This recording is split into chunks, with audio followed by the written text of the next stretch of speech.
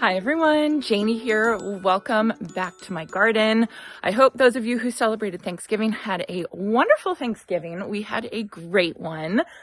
So now I am starting a new project because now it is technically the holiday season, and one of my favorite things to do for the holiday season is to decorate the front porch. And my front porch has looked better. Actually, this front porch has been a really tough spot for me to decorate. It's just not, I don't know, it needs some changes. And when I say it needs some changes, it needs some big changes, like a new deck, maybe, because there's a deck here, and then it goes down, and then it goes back up to the door. So eventually we want to extend the deck all the way out, get a new front door, all that kind of stuff. But of course, that's a little bit lower on the list than other things for our project list. So in the meantime, I want to decorate the front door as best I can, working with what I have. Now, even though the front entryway does need some work, I have to appreciate the bones of it, what I have now, because what I have now is pretty good. Like, I am really happy with the bones of it. For example, I love that this front entryway is symmetrical. I love that there's two windows on either side. I think that that's beautiful. I love there's space on either side for planters. It does have really, really good bones. And with just a little bit of tweaking, a little bit of construction, this is going to be an absolute showstopper. I mean, can you imagine an all glass door? I just imagine with like window panes in it. I just think it's going to be beautiful once we get to that point, however long it is from now. But what I have now, I can make look as good as possible. And that's what I'm planning to do for this project. That's probably going to take me a couple days, but hopefully I can get this video out on Monday. I have a bunch of things that I need to do, or that I want to do. And this whole project came from these planters right here. These beautiful, beautiful planters. These are the nicest planters I've ever owned, and I cannot even tell you how excited I am about these. These planters are the heritage planters from a company called Haddonstone, and I was introduced to the company through Michael Glassman. I did a French garden tour. It was a French-themed back garden tour, and Michael Glassman used Haddonstone for all of the cast stone stuff in that project. And it was really, really beautiful. And the company happened to see that video. I couldn't believe it. They contacted me and they were so happy to have the opportunity to show off their beautiful product to America. And when I say that, the reason why is Haddonstone is a company from England. They're based out of England, and they're recently expanding into the United States to share their beautiful handcrafted work. And so they offered to send me these gorgeous, gorgeous cast stone planters.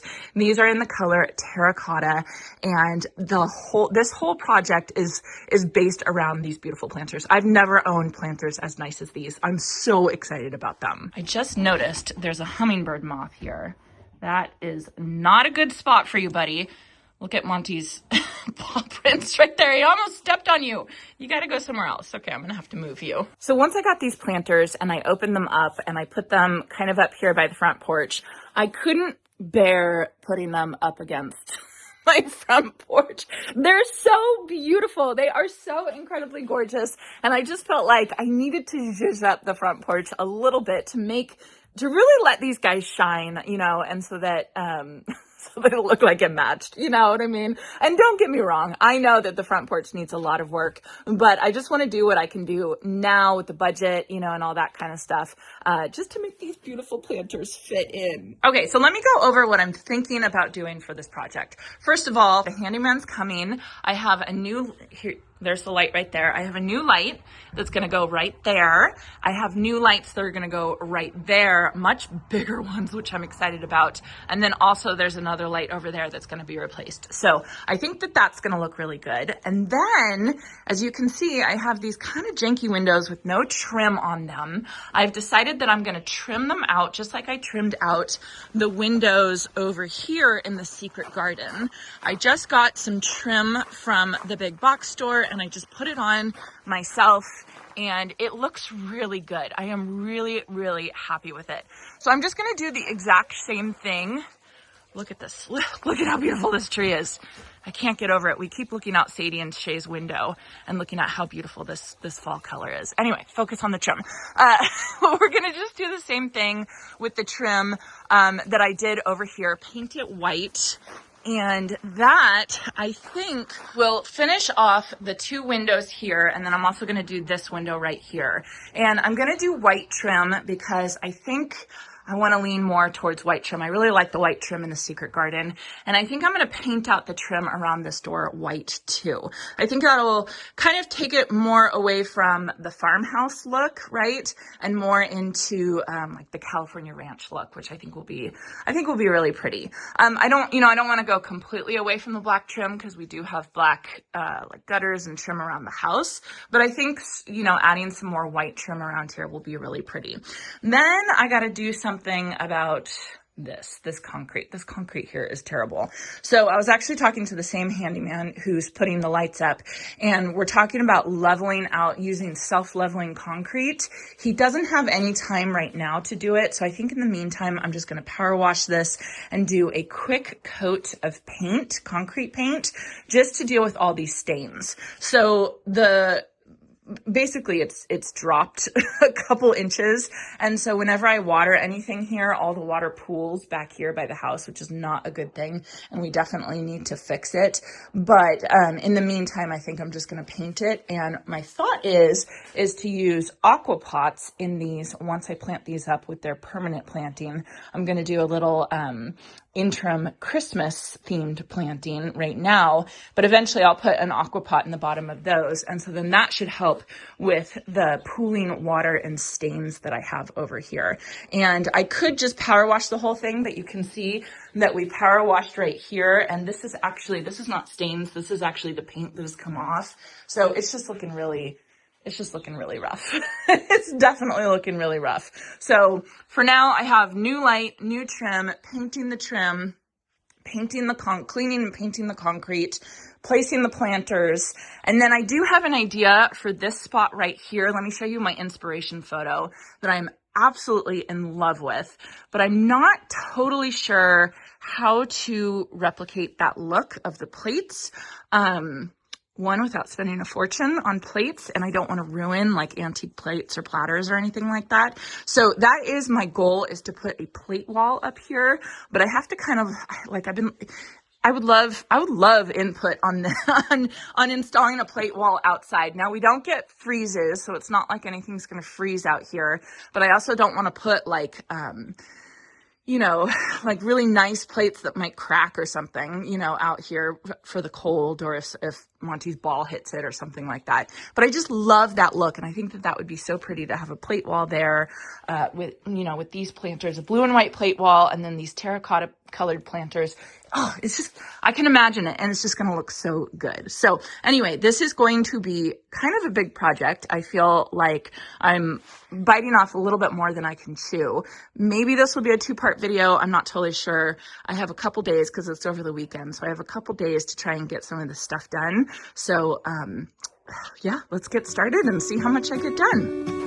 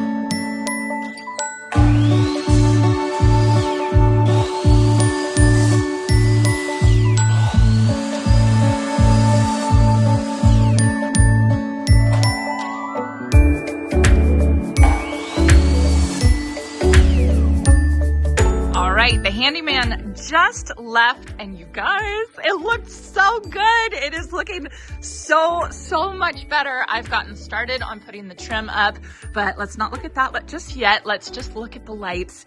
Holy cow, it looks so good. I think I had become blind to the lights that we had here before.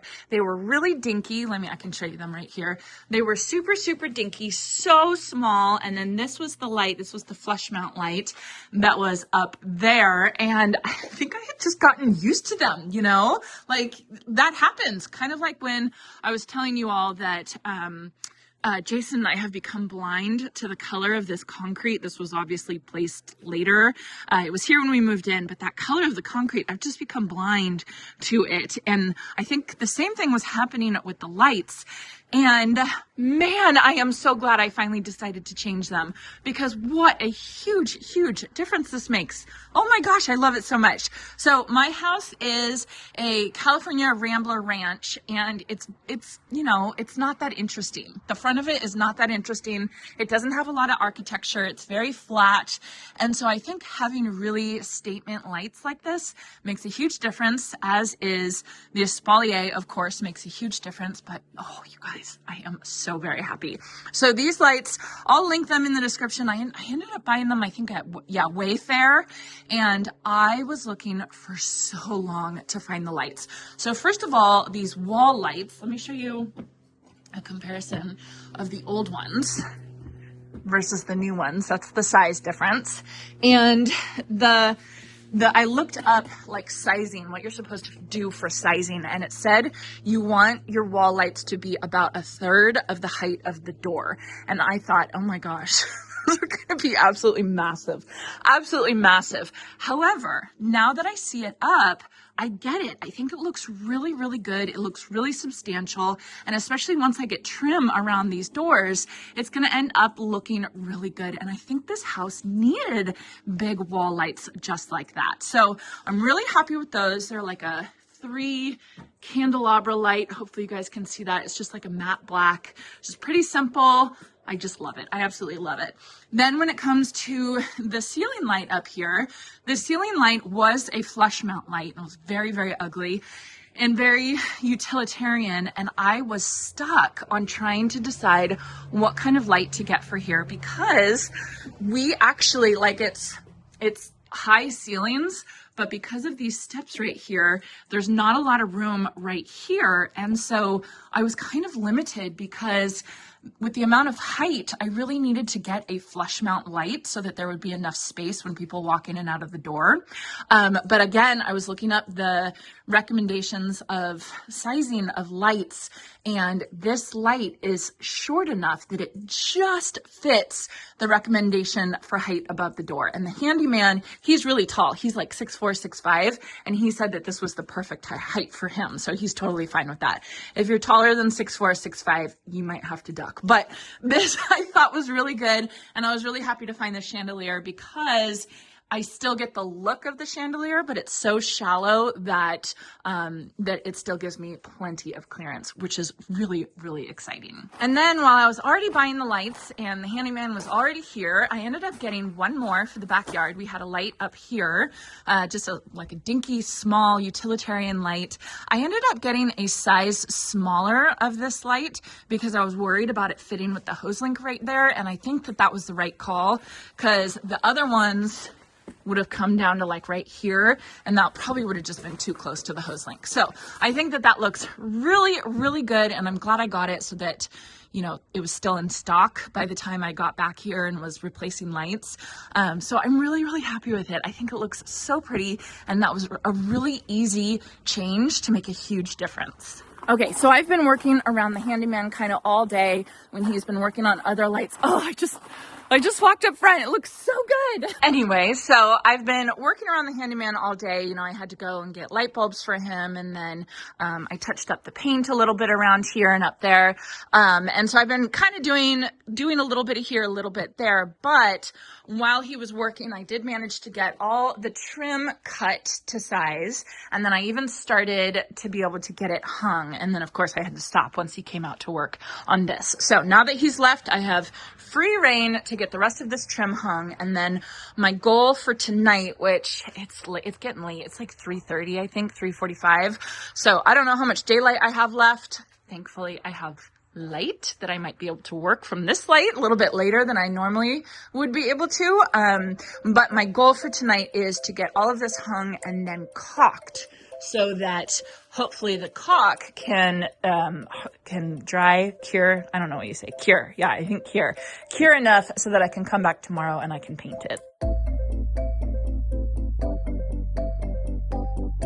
So I continued hanging the trim by myself, but truthfully, this is a two-person job. So I gave it a good go, but then finally I went inside and grabbed Jason, and he came out and helped me hang the rest of the trim. And hanging the rest of the trim took absolutely no time at all, having two people. So I definitely recommend two people. One person can do it, but it's 1,000 times easier with two people. So Jason and I just finished hanging the trim, and it ended up looking so good.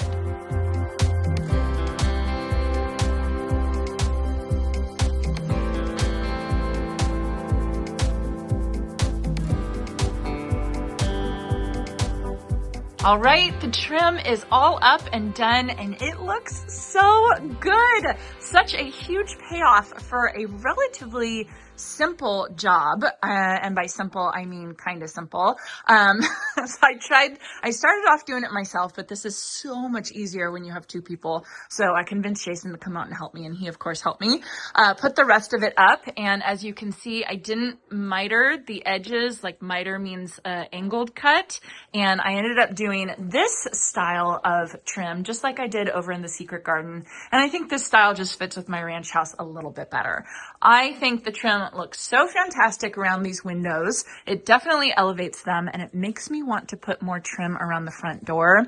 But that is kind of a bigger job than this, because I would have to remove the existing trim, and with the stucco, I think that that's a job, one, for the handyman, and two, we have to get a new door anyway. And I know doors come with trim included, you know, like the trim kit. So I think that it would be a complete waste of my time if I replace the trim right now. I think I just need to get a new door eventually. And now that I'm working on this, I'm very motivated to get a new door. But I think it looks really good. So now I have to do my absolute 100% least favorite job in the entire world, caulking.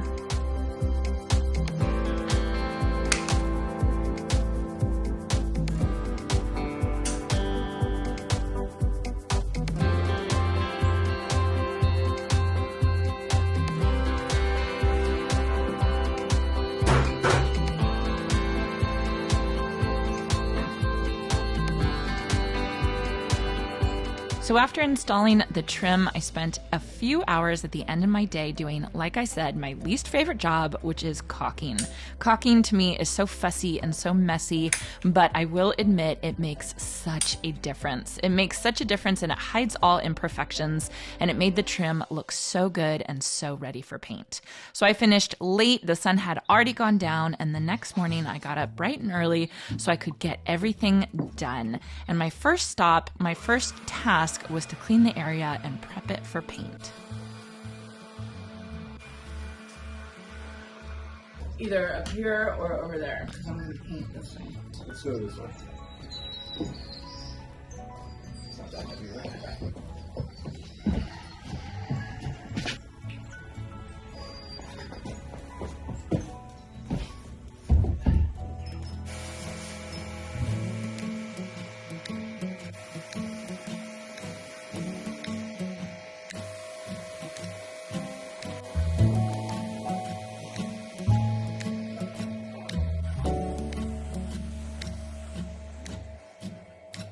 So after I finished power washing the front porch, I know it doesn't look like I did anything. It's still so stained. It needs to be repainted so badly, but I did. I power washed it as best I could.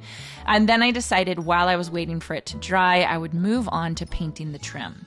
So I taped out the windows. Luckily, the color that I'm painting the trim is white dove, and it's the same color that my house is. So I could kind of fudge it a little on the outside, and I only needed to tape the inside. And And as soon as I started painting it, I knew I had made the right choice by painting this trim white. Like I said, I was going back and forth between black or white, but I think black leans a lot more towards the farmhouse look and the white leans a lot more towards the California ranch look, which is what I was going for. So I started painting the trim and I ended up doing quite a number of coats. You'll see in a second.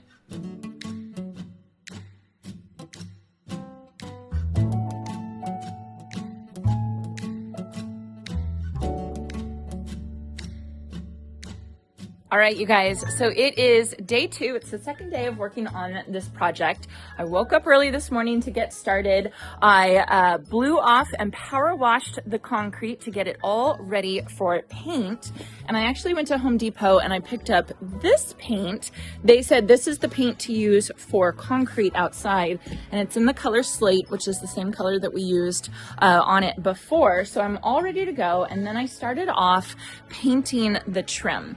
And that's where I ran into a problem. It has 3 coats. The trim has 3 coats on it. And I don't know if you can see, it looks completely uneven. And I was getting really frustrated and I didn't understand why. And then Jason reminded me that paint doesn't work right if it gets too cold. And being from California, right? I never think that being too cold is an issue. I never think of that being the issue, but we are in the 40s today. I think our high is going to be 50 degrees Fahrenheit, and that is the minimum temperature that you should paint, apparently. I just looked this up. So my trim coat, it's not drying correctly, and I can't get a smooth coat on it. And so I just called Uncle. I just said, enough. I'm going to have to wait, and I'm going to have to wait on painting the porch and setting up the beautiful Haddonstone planters today because it is just too cold. It's freezing out here. I live in California. What is this? It's a beautiful day today. It's just so cold. And I kept thinking that it was going to warm up because I was cold when I first came out here, but then it just hasn't warmed up today, which is absolutely crazy. So if you look really close, the paint is incredibly streaky. And when I painted this trim over in the Secret Garden, it only took me 2 coats, really like 1.5 coats, and it was perfectly fine. And this is my 3rd coat, and I am absolutely struggling with it. So I'm fighting a losing battle, I think. So I am just going to say this is it for part 1. Everything is all ready to go, and I really want to paint this. Oh, I really want to do it, but I'm just completely afraid of what will happen. I even looked at the directions for this paint and it said don't paint if you're below 50 degrees. So, I just have to stop. So at least you can see how far I've come with part 1 of the makeover. Kind of cleaned everything up, put trim up, caulked the trim, which was a pain, definite pain, and then started painting it, replaced the lights, and I am so ready to get these planters up. And as you can see, I have some beautiful Leland cypress trees that I'm going to be planting, but not planting in them. I'm just going to be placing in them just for the holiday season. So that is going to have to be part 2. But I was just looking at the forecast and it looks like tomorrow's going to be cold too. So I might have to wait a couple days to resume painting and get this project all done. So, oh well, I kind of had a feeling I wasn't going to be able to finish in the amount of time that I gave myself.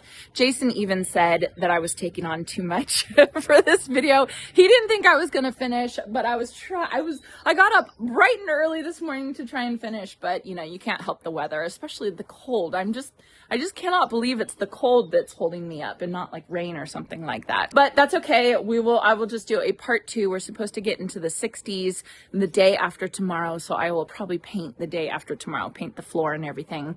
And I think it's going to look really good. I really like the white trim. I think it looks nice and fresh and clean. And in the meantime, I will link Haddonstone, the website, because they have a lot of really cool stuff other than just planters. They have beautiful cast stone planters, but they have gorgeous statues, amazing fountains, the coolest stuff. I think they are a poorly kept secret for landscape designers and architects, because Michael Glassman has, uses them and absolutely loves them. But then another I think he's a landscape architect, maybe he's a designer. His name is Andrew Stark, and he lives in Australia. And if you haven't seen his designs, they are absolutely beautiful. He does really good shorts and reels and stuff like that. And I was watching one of his reels just the other day, and I noticed that he was using the hunting dogs. Haddonstone has a pair of hunting dog statues that I've had my eye on, and then I saw Andrew Stark use them, and I thought, oh my gosh, oh my gosh. So I was really excited about that. So anyway, I will link Haddonstone in the description down below so you guys can check them out. But again, stay tuned. Come back for part 2 of the front patio makeover. I hope you all enjoyed this, and I hope you all have a chance to get in your garden today.